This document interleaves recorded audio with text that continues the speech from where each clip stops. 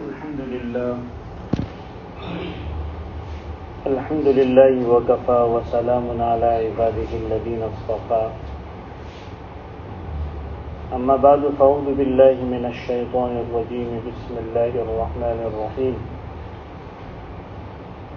والذين يكنزون الذهب والفضة ولا ينفقونها في سبيل الله فبشرهم بعذاب أليم يوم يحمى عليها في نار جهنم فتكوى بها جباههم وجنوبهم وظهورهم هذا ما كنزتم لأنفسكم فذوقوا ما كنتم تكنزون وقال تعالى قد أفلح المؤمنون الذين هم في صلاتهم خاشعون والذين هم عن اللغو معرضون والذين هم للزكاة فاعلون وقال رسول الله صلى الله عليه وسلم ما نقصت صدقة من مال أو كما قال عليه الصلاة والسلام صدق الله العظيم وصدق رسوله النبي الكريم ونحن على ذلك لمن الشاهدين والشاكرين والحمد لله رب العالمين.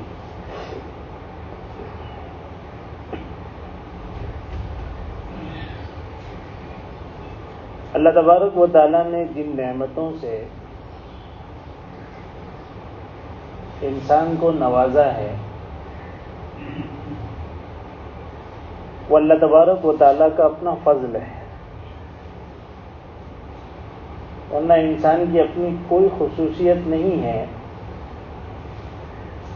کہ اس کے بوتے پر وہ اس نعمت کا مستحق قرار دیا جائے۔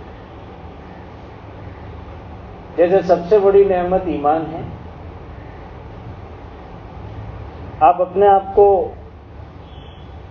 ایک طرف رکھیں اور دوسری طرف دنیا کے ان بے پناہ ذہین سمجھدار آپ سے بہت زیادہ ہینڈسم صحت مند تندرست اور صلاحیت والوں کو ایک طرف رکھیں تو آپ کو اندازہ ہوگا کہ اگر صلاحیتوں کی بنیاد پر اور ظاہری خوبیوں کی بنیاد پر ایمان کے اگر کوئی مستحق تھے تو یہ لوگ تھے، لیکن اللہ تبارک و تعالیٰ نے ہمیں ایمان سے نواز دی۔ اس میں ہماری اپنی کوئی خصوصیت نہیں، یہ صرف اللہ کا اپنا فضل ہے، جس کی شکر گزاری جو در حقیقت اللہ تبارک و تعالیٰ کے احکام کی اطاعت اور حضور اکرم صلی اللہ علیہ وسلم کی اتباع سے ہوتی ہے، ہم پر لازم ہے۔ اسی طریقے سے دوسری بہت سی نعمتیں ہیں جو اللہ تبارک و تعالیٰ نے مختلف لوگوں کو عطا فرمائی ہے۔ انہی نعمتوں میں ایک نعمت مال کی نعمت ہے کہ مال بھی اللہ تبارک و تعالیٰ کا ایک انعام ہے، ایک بہت بڑی نعمت ہے، جس کو خود اللہ تبارک و تعالیٰ نے قرآن کریم میں فضل سے تعبیر کیا۔ ذَلِكَ فَضْلُ اللَّهِ يُؤْتِيهِ مَن يَشَاءُ، یہ اللہ کا فضل ہے، اللہ جس کو چاہتے ہیں دیتے ہیں۔ لیکن یہ اللہ کا فضل اسی وقت ہے جب اللہ تعالیٰ کے احکام اس مال کے تعلق سے جو بندوں پر لاگو کیے گئے ہیں، ان مال والوں پر لاگو کیے گئے، ان کی ادائیگی ہو تو اللہ کا فضل ہے۔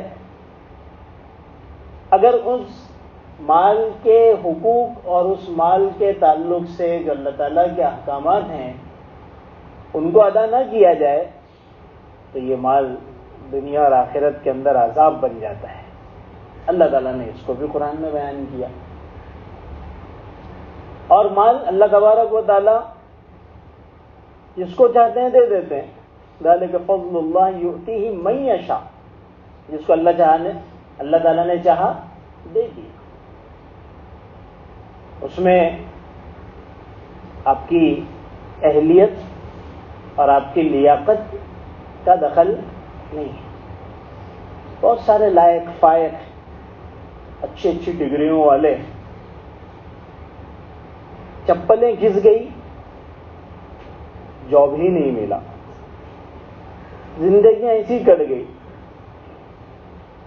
اور بہت سارے زندگی بھر ملازمتوں میں ہی گھستے رہے اور انہوں نے اپنی زندگی جو ہے وہ گزاری، کیونکہ اللہ تعالیٰ کی طرف سے جتنا ان کے لیے لکھا تھا وہ مل گیا۔ اور بعض ایسے نالائق تھے کہ لیاقت نام کی کوئی چیز ان میں نہیں تھی، اہلیت اور صلاحیت نام کی کوئی چیز نہیں تھی، خاندانی اعتبار سے، شکل و صورت کے اعتبار سے بالکل نااہل تھے، اللہ تعالیٰ نے دے دیا۔ ایک بات تو اپنی جگہ پر طے ہے کہ مال کوئی ایسی چیز نہیں ہے جس کی وجہ سے کسی انسان کی شخصیت کو پہچانا جائے۔ اس کو بنیاد بنانا اور اس بنیاد پر کسی کے ساتھ معاملہ کرنا، کسی کی عزت کرنا، کسی کی عظمت کرنا، کسی کو بڑا سمجھنا، اس بنیاد پر درست نہیں ہے۔ اسی وجہ سے حدیث پاک میں آتا ہے کہ قیامت سے قریب زمانے میں عزت اور احترام کی بنیاد مال ہوگی، کہ مال ہے، سب اس کے سامنے سر جھکا کر کھڑے ہو جائیں گے، اور مال نہیں ہے، بھلے اس کے اندر بہت اہلیتیں، صلاحیتیں، بڑا اچھا آدمی ہے، سب کچھ ہے، اس کی کوئی عزت اور تکریم نہیں ہوگی۔ اور انسان مال کے پیچھے لگے گا بھی اس لیے تاکہ لوگ اس کی عزت کریں، لوگ اس کو بڑا سمجھیں، اس کے پیچھے مقصد یہ ہوگا۔ حالانکہ مال کا اصل مقصد کیا ہے؟ مال کا اصل مقصد ہے کہ اپنی جو ضروریات ہے وہ پوری ہو جائیں، اور اس مال کو اللہ کی مخلوق پر، اللہ کے راستے میں اور دیگر ضرورتوں پر خرچ کر دیا جائے۔ جیسے حضور اکرم صلی اللہ علیہ وسلم کا اپنا معمول تھا، اور حضرات صحابہ کی زندگی میں آپ یہی چیز دیکھیں گے، خوب مال آیا، لیکن سارا مال اپنی ضرورتوں سے جو بچ گیا، ضرورتوں میں، لوگوں کی ضرورتوں میں، لوگوں کی حاجتوں میں، اور دین کے راستوں میں، اور بلا تفریق مسلمان اور غیر مسلم ساری لوگوں کی ضرورتوں میں خرچ کر دیا۔ تو مال بھی بہرحال اللہ تعالیٰ کا فضل ہے، اللہ جس کو چاہتے ہیں دیتے ہیں، لیکن یہ فضل اور اللہ تعالیٰ کی نعمت اسی وقت ہے جب اس کے حقوق ادا کیے جائیں۔ ایک حق تو وہ ہے جو ایک گھر کے ذمہ دار پر اس کے ماتحتوں کے تعلق سے لاگو ہوتا ہے، کہ بھئی بیوی کا حق ہے، بچوں کا حق ہے، ضعیف والدین کا حق ہے، اور اپنے رشتہ داروں کا حق ہے۔ اور یہ تو خوشی کی بات ہے کہ اللہ تبارک و تعالیٰ نے آپ کو صاحب مال بنایا، کہ اس مال کے ذریعے سے آپ لوگوں کے حقوق ادا کر رہے ہیں۔ اس میں دکھ اور افسوس کی ضرورت نہیں ہے کہ یار سب کو پالنا پڑ رہا ہے۔ ارے بھائی یہ تو تیری نصیب ہے، ورنہ تو بھی ان لوگوں میں شمار ہوتا جن کو کسی کے ماتحت رہ کر پلنا پڑتا ہے۔ اللہ نے تم کو لائق بنا دیا، ظاہر سی بات ہے کہ یہ چیزیں بیکار نہیں جاتی، اس کا تو اپنا بڑا ثواب ہے، اللہ تعالیٰ کے یہاں پر اس کا بڑا اجر ہے۔ تو ان ذمہ داریوں کے علاوہ اللہ تبارک و تعالیٰ نے کچھ اور بھی ذمہ داریاں رکھی ہیں، جس میں ایک فرض مال کے اندر زکوٰۃ ہے، ایک فرض مال کے اندر زکوٰۃ ہے، اور زکوٰۃ کے علاوہ بھی حقوق ہیں۔ حضور اکرم صلی اللہ علیہ وسلم نے فرمایا وَفِي الْمَالِ حَقٌّ سِوَى الزَّكَاةِ، کہ مال میں زکوٰۃ کے علاوہ بھی حق ہے۔ یعنی اگر کوئی یہ سمجھتا ہے کہ میں نے مال کی زکوٰۃ ادا کر دی 2.5%، 2.5، تو بس میرا حق ادا ہو گیا، نہیں، حضور اکرم صلی اللہ علیہ وسلم نے فرمایا کہ اس کے علاوہ بھی حقوق ہیں۔ اور وہ حقوق کیا ہیں کہ کوئی محتاج ہے تو اس کی ضرورت کو پورا کیا جائے، کوئی قرض میں ڈوبا ہے آپ سے جتنی اس کی مدد ہو سکتی ہے وہ کیا جائے. اس طرح کے بہت سارے حقوق جو ہے وہ شریعت نے مال میں رکھے. یہ زکوٰۃ جو ہے یہ تو فرض ہے، یہ زکوٰۃ کیا ہے؟ فرض ہے. اور یہ زکوٰۃ ہمارے اپنے مال کی صفائی کے لیے بہت ضروری ہے. اس لیے کہ اگر مال کی زکوٰۃ ادا نہ کی جائے تو مال نجس اور گندا ہو جاتا ہے. مال نجس اور گندا ہو جاتا ہے. اس وجہ سے شریعت نے زکوٰۃ کا حکم رکھا کہ حلال مال جو تم نے کمایا ہے اور جو تمہیں حاصل ہوا ہے اس میں تمہیں زکوٰۃ نکالنی ہے تاکہ تمہارے مال سے گندگی دور ہو جائے. یہ لفظ جو زکوٰۃ ہے نا، زکوٰۃ، اس کو اللہ تبارک و تعالیٰ نے قرآن کریم میں مختلف جگہوں پر استعمال کیا ہے. یہی لفظ زکوٰۃ بہت ساری جگہوں پر اسی مال کی زکوٰۃ کے بارے میں استعمال ہوا ہے کہ بھائی مال میں سے زکوٰۃ نکالو، 2.5 نکالو. اور یہی لفظ زکوٰۃ بعض جگہوں پر انسان کے اخلاق کی پاکی اور درستگی کے لیے استعمال ہوا ہے کہ انسان کے اندر بہت ساری جو باطنی گندگیاں ہوتی ہیں، جیسے مثال کے طور پر مال کی محبت ہے، دنیا کی محبت ہے، منصب کی محبت ہے، اور بغض ہے، حسد ہے، کینہ ہے، اور دشمناوٹ ہے، عداوت ہے، تکبر ہے. یہ جو انسان کے اندر بہت ساری چیزیں ہوتی ہیں، ان گندگیوں کو صاف کرنے کا جو حکم اللہ تعالیٰ نے دیا تو وہاں پر لفظ استعمال کیا زکوٰۃ. وہاں لفظ کیا استعمال کیا؟ زکوٰۃ. جیسے 18واں پارہ جب شروع ہوتا ہے سورہ مومنون تو اس کی ابتدائی آیات بڑی اہم آیات ہیں. اس میں اللہ فرماتے ہیں قد افلح المؤمنون الذین هم فی صلاتهم خاشعون. ایمان والے فلاح پا گئے. کون سے ایمان والے؟ جو اپنی نمازوں میں خشوع کرنے والے ہیں. والذین هم عن اللغو معرضون. فضول اور لغو چیزوں سے بچنے والے ہیں. والذین هم للزکاة فاعلون. اور وہ لوگ جو زکوٰۃ کرنے والے ہیں، یعنی اس کی ایک تفسیر مفسرین نے بیان کی ہے، اپنے باطن کی برائیوں کی اصلاح کرنے والے ہیں. اگر تکبر ہے تو تکبر کو دور کرنے والے ہیں. اگر بغض اور حسد ہے تو بغض اور حسد کو ختم کرنے والے ہیں. اگر دنیا کی محبت دل میں بھری پڑی ہے اس کو نکالنے والے ہیں. تو زکوٰۃ دو معنوں میں استعمال ہوتا ہے، ایک مال کی زکوٰۃ نکالنا اور دوسرا اپنے باطن اور اپنے اندرون کے اندر جو خرابیاں ہیں، جو برے اخلاق ہیں اس کو نکالنا، جو بہت ضروری ہے. تکبر کتنا بڑا گناہ ہے ہم جانتے ہیں، حسد کتنا نقصان دہ ہے ہم جانتے ہیں، دنیا کی محبت کتنی ہلاکت خیز ہے ہم جانتے ہیں. ہماری وہ دنیا کے اوپر بات ادھوری رہ گئی، انشاءاللہ اس کو تفصیل سے بیان کریں گے. 2 ہفتے پہلے میں نے اس کو شروع کیا تھا لیکن پھر وہ شعبان آ گیا اور ابھی رمضان آ رہا ہے تو سوچا چلو کچھ اس لائن سے مسائل سامنے آ گئے. سب میں دنیا کی محبت ایسی چیز ہے جو اللہ تبارک و تعالیٰ سے رکاوٹ بن جاتی ہے، اللہ تعالیٰ کے ساتھ تعلق سے رکاوٹ بن جاتی ہے، بہت خطرناک چیز ہے. تو یہ دونوں معنوں میں لفظ استعمال ہوا ہے زکوٰۃ. تو زکوٰۃ کو زکوٰۃ کیوں کہتے ہیں؟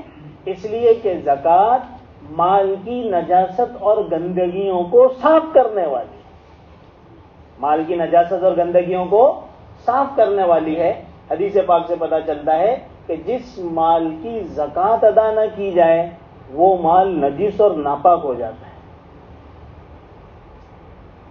اور اتنی تاکید حضور اکرم صلی اللہ علیہ وسلم نے فرمائی کہ اگر زکوٰۃ پوری طرح سے نہ نکالی گئی، ایک درہم بھی، لفظ موجود ہے حدیث میں، ایک درہم بھی زکوٰۃ ادا کرنا رہ گیا اور اس نے ادا نہیں کیا، تو یہ ایک درہم اس پورے مال کی بربادی اور ہلاکت کا سبب بن سکتا ہے۔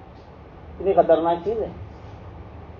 تو اللہ تعالیٰ نے جو یہ نعمت دی تو اس کے اوپر حقوق بھی لاگو کیے، اور انہی میں ایک کیا ہے؟ زکوٰۃ ہے، کہ مال کی زکوٰۃ ہم کو ادا کرنا ہے، اور اگر ادا نہ کریں کسی بھی وجہ سے، میں نہیں کہتا کہ انسان جو ہے وہ جان بوجھ کر نہیں ادا کر رہا، کوئی بھی وجہ ہو، چاہے اس وجہ سے کہ اس کو زکوٰۃ کا مسئلہ ہی معلوم نہیں ہے کہ بھئی میرے مال میں زکوٰۃ بھی آتی ہے، حالانکہ ایسا تو بہت کم ہوگا، آج تو ماشاءاللہ لوگوں کو بہت باریک باریک مسئلے بھی پتہ چل چکے ہیں، اور جن مسئلوں میں عام لوگوں کو نہیں پڑھنا چاہیے اس میں بھی سب پڑے ہوئے ہیں۔ سوشل میڈیا کا زمانہ ہے تو ماشاءاللہ سب پڑھے لکھے لوگ ہیں، اور دین اور دھرم سے زیادہ بحث کرنے میں مزہ کس چیز میں آئے گا؟ تو ہر آدمی اپنی اپنی جگہ پر بحث میں تو پڑا ہی ہوا ہے، لیکن اگر مان لیتے ہیں کہ بھئی اس کو پتہ ہی نہیں تھا کہ زکوٰۃ جو ہے وہ نکالنی بھی کوئی اللہ کا حکم ہے، یا میں ایپلیکیبل ہوں یا نہیں، میرے اوپر زکوٰۃ آتی ہے یا نہیں، اس کو پتہ نہیں، کوئی بھی وجہ ہو، اگر اس نے زکوٰۃ ادا نہیں کیا، یا مال کی محبت نے اور اس کے بخل نے اسے زکوٰۃ ادا کرنے نہیں دیا، ایسا ہوتا ہے کہ معلوم ہے جمعہ میں بھی بیان سنتے ہیں اور کلپس بھی پہنچتے رہتی ہے، اور لوگ بھی آتے ہیں بولتے سیٹ کچھ تو دو، لیکن اس کے جیب سے 1 روپیہ نہیں نکلتا۔ کیوں نہیں نکلتا؟ اس لیے کہ دنیا کی محبت اور مال کی محبت دل میں بیٹھی ہوئی ہے، چھوڑنا مشکل ہو رہا ہے۔ اللہ تعالیٰ نے قرآن میں بیان کیا ہے، اور یہ صورت تو میں سمجھتا ہوں سب کو یاد ہوگی، وَيْلٌ لِّكُلِّ هُمَزَةٍ لُّمَزَةٍ الَّذِي جَمَعَ مَالًا وَعَدَّدَهُ يَحْسَبُ أَنَّ مَالَهُ أَخْلَدَهُ كَلَّا۔ جس زبان کو ہمیں سیکھنا چاہیے ہم نے سیکھا ہی نہیں۔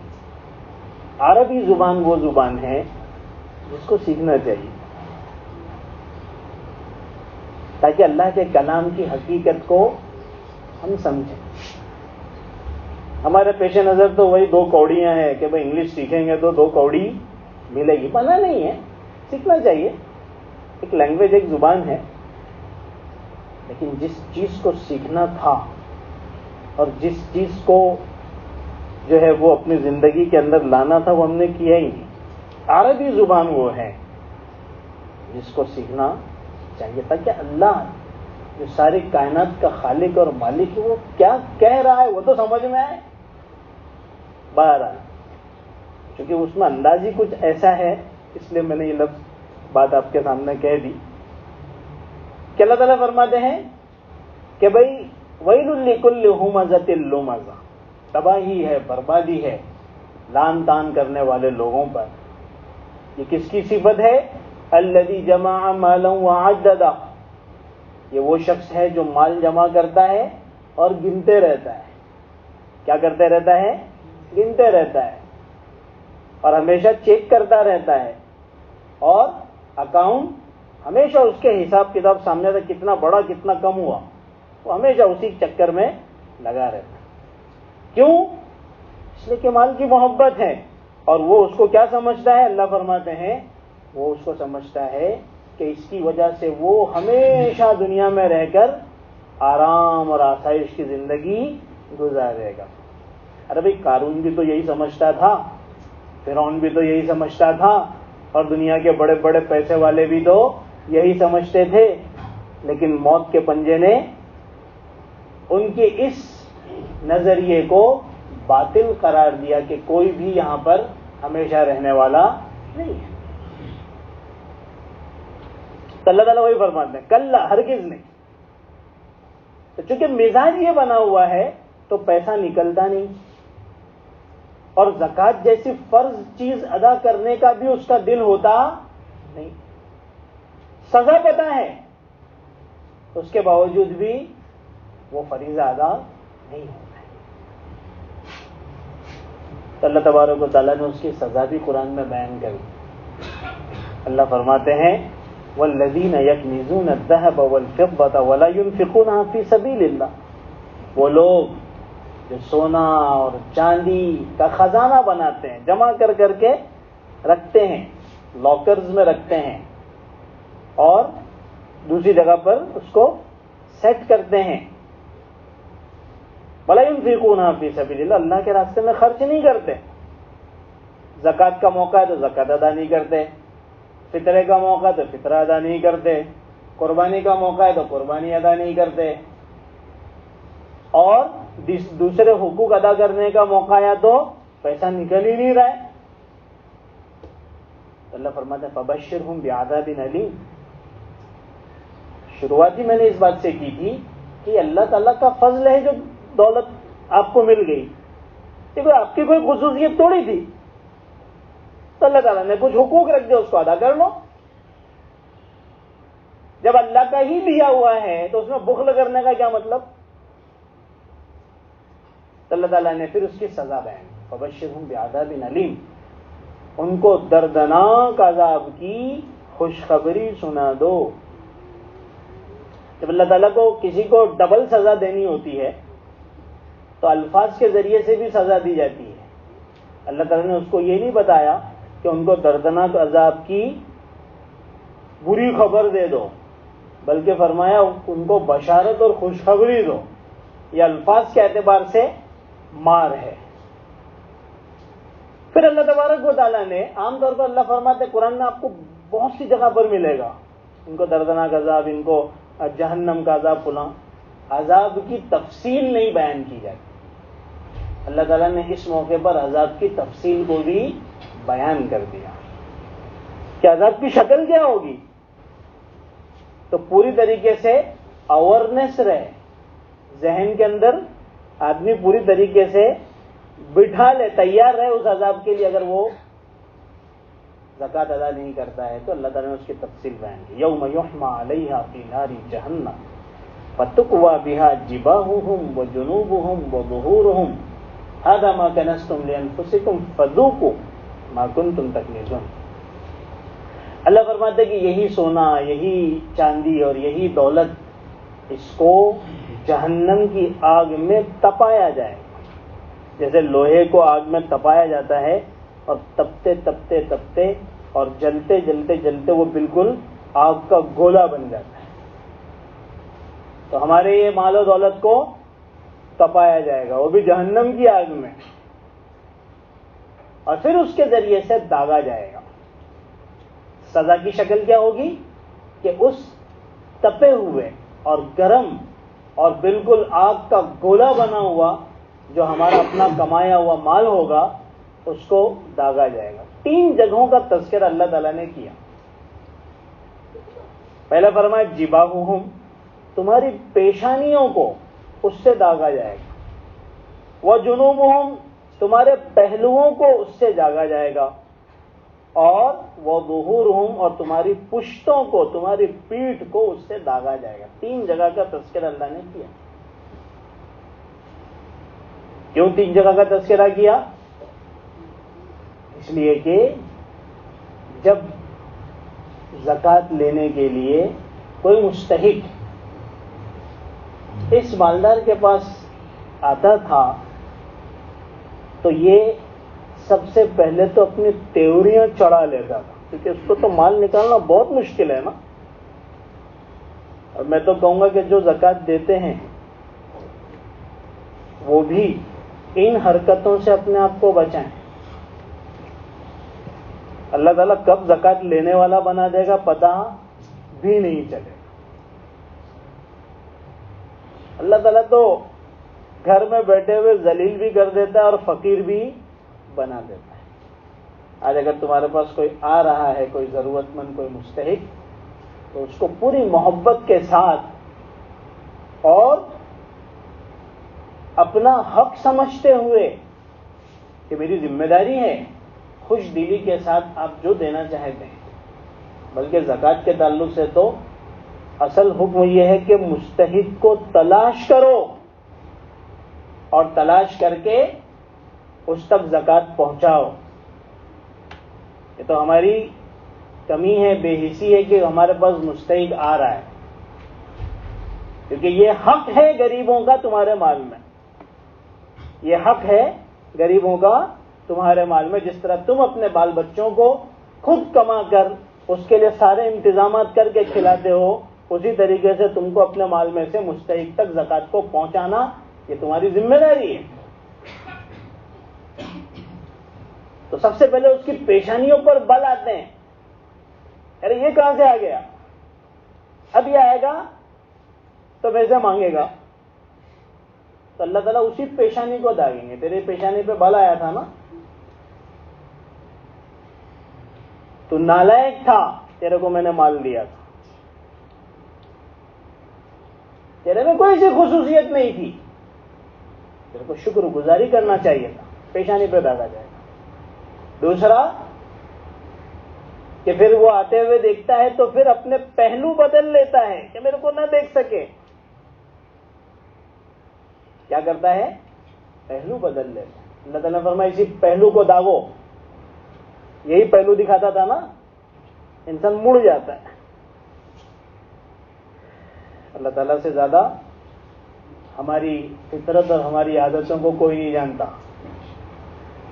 بالکل 100% نہیں، 101% اللہ تعالیٰ نے یہ حقیقت کی نقاب کشائی کی ہے کہ پہلو بدلے گا، اور پھر بھی قریب آ گیا تو پورا ہی پیٹ پھیر دیتا ہے.